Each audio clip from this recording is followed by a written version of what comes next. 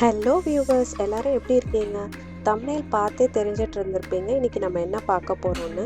ஒரு லேசி சண்டேயில் ஈஸியான non veg recipe செய்யணுமா? அப்போ உங்களுக்கான வீடியோ தான் இது. ஸோ வாங்க ரெசிபி என்னன்னு பார்க்கலாம். தொடர்ந்து இது போல் வீடியோஸை பார்க்குறதுக்கு ஜாலி ஜென்ஸை மறக்காமல் ஃபாலோ பண்ணுங்கள். அண்ட் இது வரைக்கும் நீங்கள் எங்களுக்கு கொடுத்த சப்போர்ட்டுக்கு ரொம்பவே நன்றி. நம்ம சேனலோட latest updates for regular videos and updates.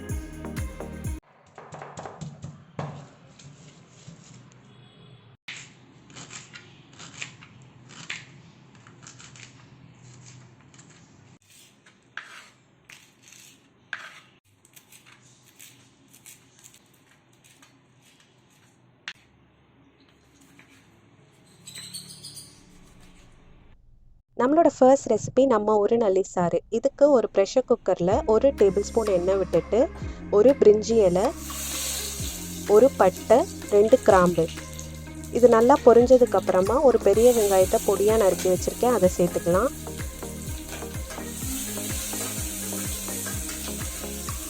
இது கூடவே 1 ஸ்பூன் இஞ்சி பூண்டு விழுது சேர்த்துக்கலாம். ஒரே ஒரு பச்சை மிளகாவை கீரி சேர்த்துக்கலாம். இஞ்சி பூண்டோட பச்சை வாசனை போனதுக்கப்புறமா 2 பழுத்த தக்காளியை பொடியாக நறுக்கி வச்சுருக்கேன், அதை சேர்த்துக்கலாம். வெங்காயமும் தக்காளியும் நல்லா வதங்கட்டும். இப்போது நம்மளோட நல்லி எலும்பை சேர்த்துக்கலாம். இது கூடவே 1/2 ஸ்பூன் மஞ்சள் தூள், 1/2 ஸ்பூன் தனியாத்தூள், அதுக்கப்புறம் நம்ம அம்மியில் அரைச்சி வச்சுருந்த மிளகு, சீரகம், காஞ்ச மிளகாய், பூண்டு, இது எல்லாத்தையும் சேர்த்துக்கலாம். இது கூடவே கொஞ்சம் கொத்தமல்லியை தூவிக்கோங்க. இப்போ இந்த சாருக்கு தேவையான அளவு தண்ணி விட்டுட்டு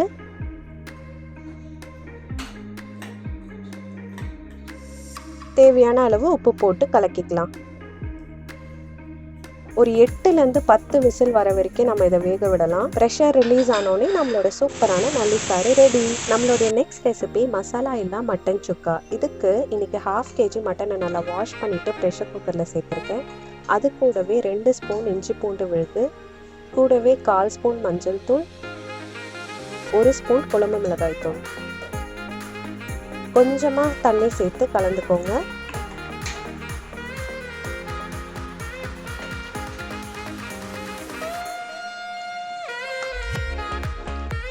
இது கூடவே ஒரு 1/2 ஸ்பூன் எண்ணெய் விட்டு கலந்துக்கலாம். இதை நம்ம ஒரு 8லேருந்து 10 விசில் வர வரைக்கும் வேக வச்சுக்கலாம். இப்போது ஒரு பேனில் 2 ஸ்பூன் நல்லெண்ணெய் சேர்த்துருக்கேன். எண்ணெய் காஞ்சதுக்கு அப்புறமா கொஞ்சமாக கருவேப்பிலை, 2 பொடியாக நறுக்கி வச்ச வெங்காயம், கூடவே 2 பச்சை மிளகாவை கீரி சேர்த்துருக்கேன். வெங்காயம் நல்லா வதங்கினதுக்கு அப்புறமா நம்மளுடைய வேக வச்ச மட்டனை இதில் சேர்த்துக்கலாம்.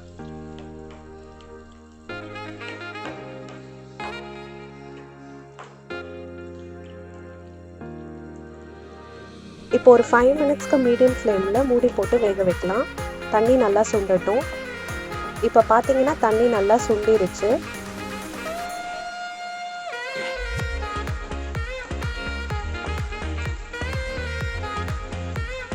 இப்போ இந்த சுக்காக்கு தேவையான அளவு உப்பு அண்ட் இந்த ரெசிபியோட மெயின் ஹீரோவான பெப்பரை 2 டேபிள் ஸ்பூன் நான் சேர்த்துருக்கேன். உங்களுக்கு எவ்வளோ காரம் வேணுமோ அதுக்கேற்ற போல் நீங்கள் பெப்பரை அட்ஜஸ்ட் பண்ணிக்கலாம். அண்ட் பெப்பர் தான் இந்த டிஷ்ஷுக்கு மெயின் ஹீரோவே. ஸோ இதை கரெக்டாக சேர்த்துக்கோங்க. ஃபைனலாக ஃபினிஷிங்க்கு கொத்தமல்லியை தூவி கலந்து விட்டுக்கோங்க.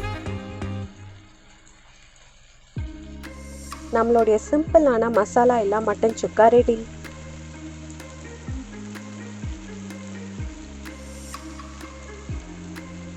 இந்த வீடியோ உங்களுக்கு ரொம்பவே யூஸ்ஃபுல்லாக இருந்திருக்கும்னு நம்புகிறோம். தேங்க்ஸ் ஃபார் வாட்சிங் ஃப்ரெண்ட்ஸ்.